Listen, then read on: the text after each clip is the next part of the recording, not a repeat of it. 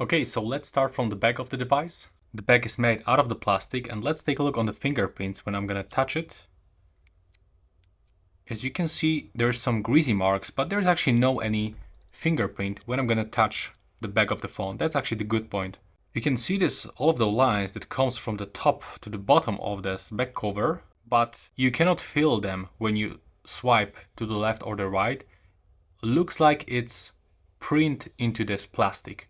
Over here we can find the two cameras. The bumper from the side looks like that. It comes a little bit above back cover. Completely flat flashlight over here. Edges are also flat, but here with the buttons we can find this small island that looks like this. It's like super small, but it's here.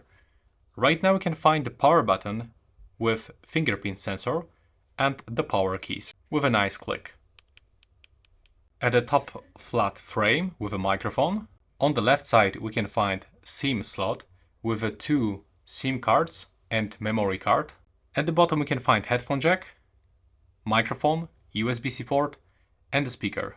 The screen is completely flat, there's no any curves on the edges. Selfie camera at the top, and the frames looks like that. The bottom part is actually pretty big, and this is not the AMOLED screen, it's LCD screen, so it's not looking that good actually. But this device looks more expensive than it actually is.